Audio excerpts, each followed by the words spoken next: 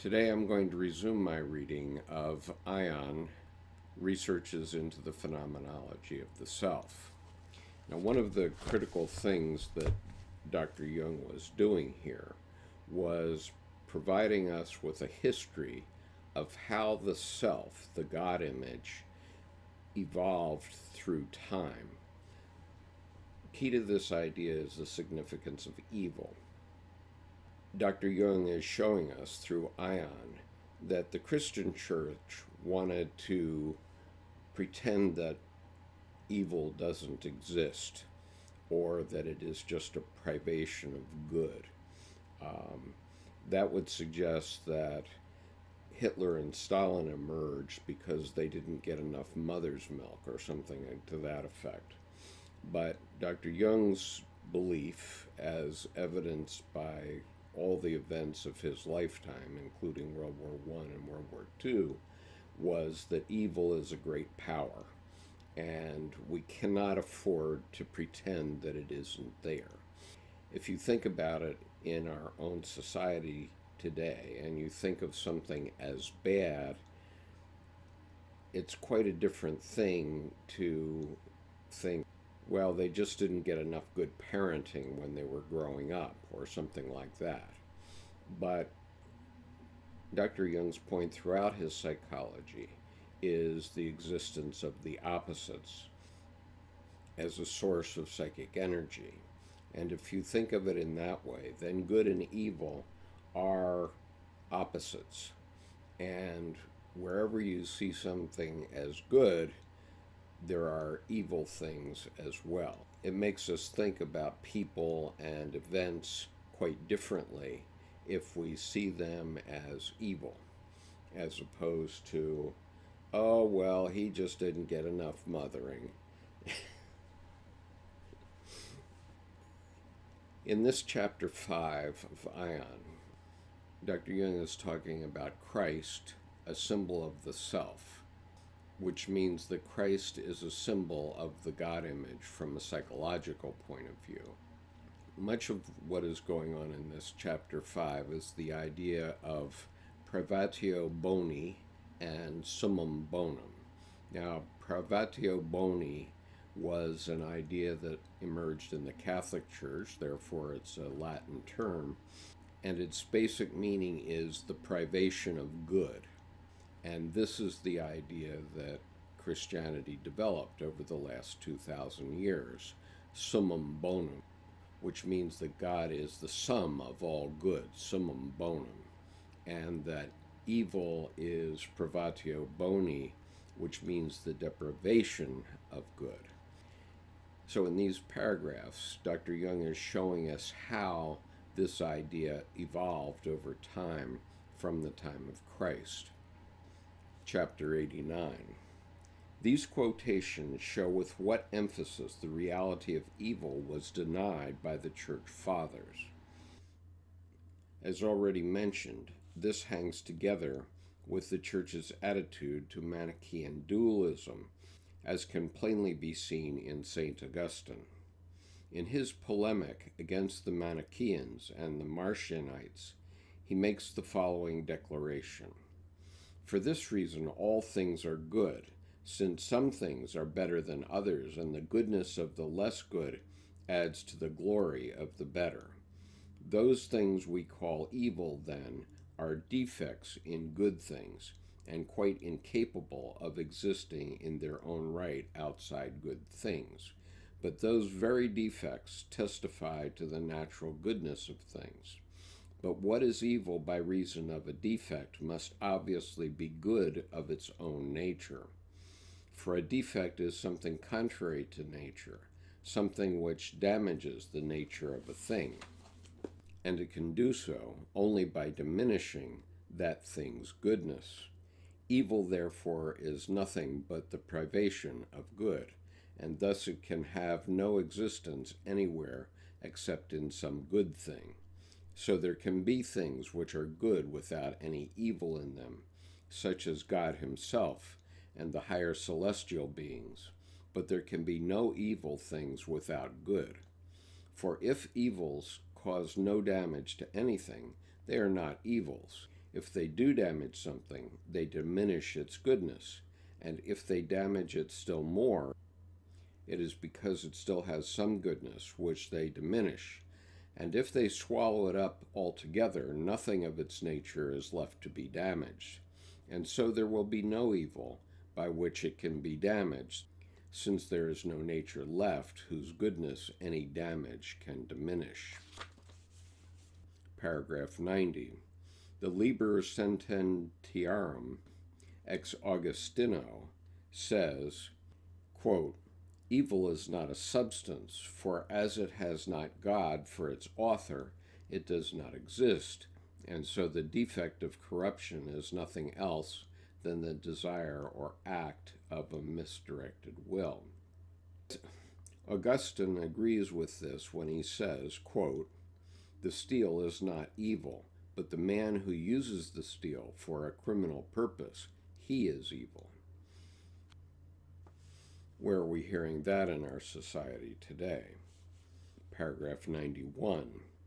These quotations clearly exemplify the standpoint of Dionysius and Augustine. Evil has no substance or existence in itself, since it is merely a diminution of good, which alone has substance. Evil is a vitium, a bad use of things as a result of erroneous decisions of the will, blindness due to evil desire, etc.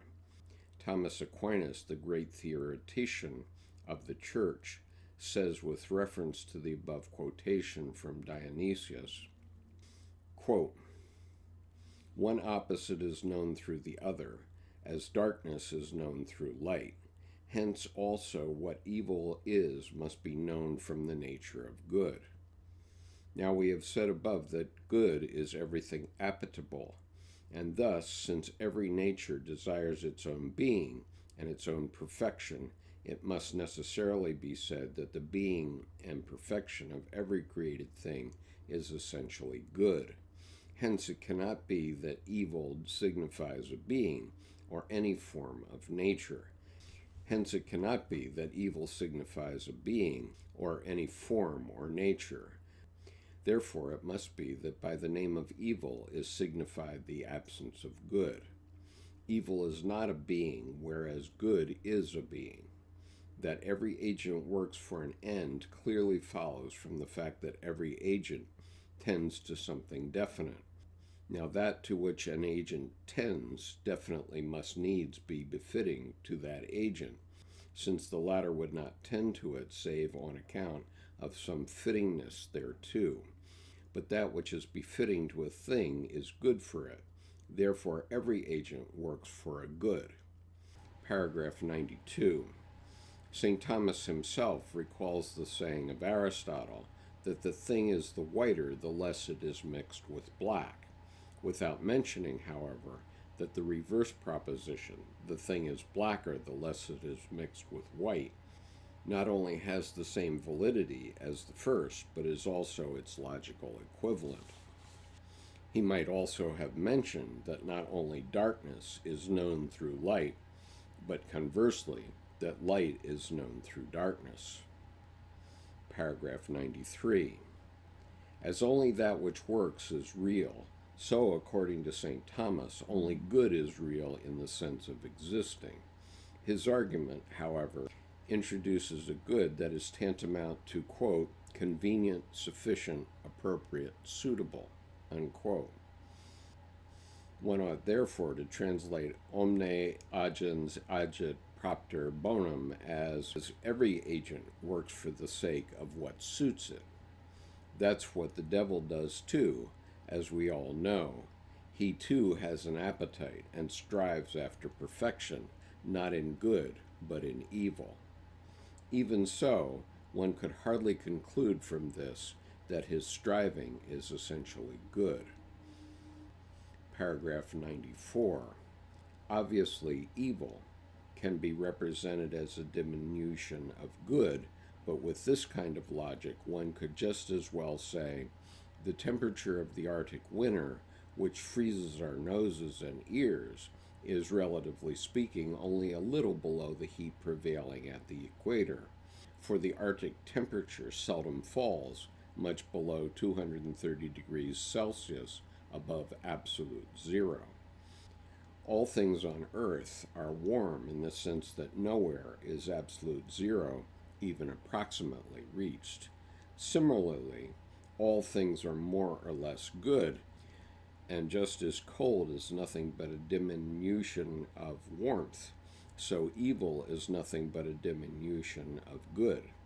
The Privatio Boni argument remains a euphemistic petitio principii, no matter what evil is regarded as a lesser good or as an effect of the finiteness and limitedness of created things. The false conclusion necessarily follows from the premise, Deus equals summum bonum, since it is unthinkable that the perfect good could ever have created evil. It merely created the good and the less good, which last is simply called worse by laymen. Just as we freeze miserably despite a temperature of 230 degrees above absolute zero, so there are people and things, although created by God, are good only to the minimal and bad to the maximal degree. Paragraph 95. It is probably from this tendency to deny any reality to evil that we get the axiom omne bonum ad Deo, omne malum ad homine. All things good are of God, all things bad are of men. This is a contradiction of the truth that he who created the heat is also responsible for the cold, the goodness of the less good.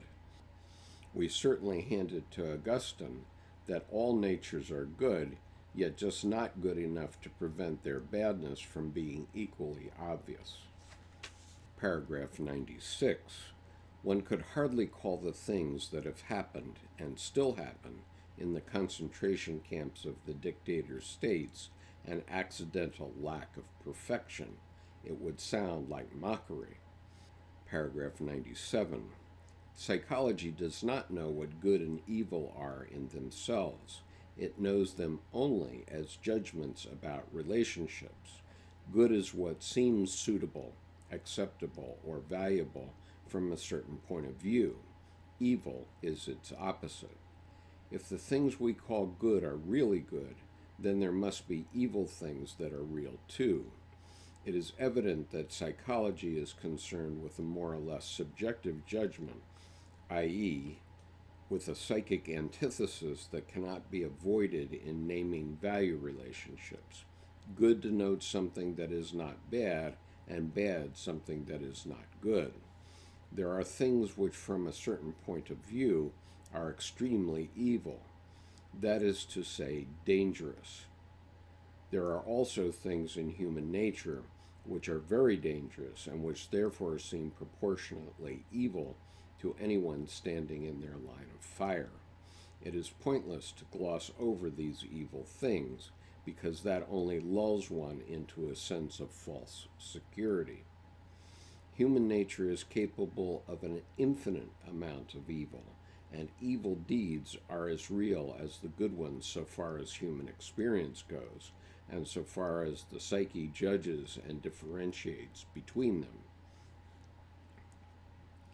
Only unconsciousness makes no difference between good and evil. Inside the psychological realm, one honestly does not know which of them predominates in the world. We hope merely that good does, i.e., what seems suitable to us. No one could possibly say what the general good might be. No amount of insight into the relativity and fallibility of our moral judgment can deliver us from these defects, and those who deem themselves beyond good and evil are usually the worst tormentors of mankind, because they twisted with the pain and fear of their own sickness. Paragraph 98. Today as never before, it is important that human beings should not overlook the danger of the evil lurking within them. It is unfortunately only too real, which is why psychology must insist on the reality of evil and must reject any definition that regards it as an insignificant or actually non-existent. Psychology is an empirical science and deals with realities. As a psychologist, therefore, I have neither the inclination nor the competence to mix myself up with metaphysics. Only I have to get polemic when metaphysics encroaches on experience and interprets it in a way that is not justified empirically. My criticism of the Privatio Boni holds only so far as psychological experience goes. From the scientific point of view, the Privatio Boni, as must be apparent to everyone, is founded on a petitio principii, where what invariably comes out at the end is what you put in at the beginning. Arguments of this kind have no power of conviction, but the fact that such arguments are not only used, but are undoubtedly believed is something that cannot be disposed of so easily. It proves that there is a tendency existing right from the start to give priority to good, and to do so with all the means in our power, whether suitable or unsuitable. So if Christian metaphysics clings to the Privatio Boni, it is giving expression to the tendency always to increase the good and diminish the bad. The Privatio Boni may therefore be a metaphysical truth. I presume to no judgment on this matter. I must only insist that in our field of experience, white and black, light and dark, good and bad are equivalent opposites which always predicate one another.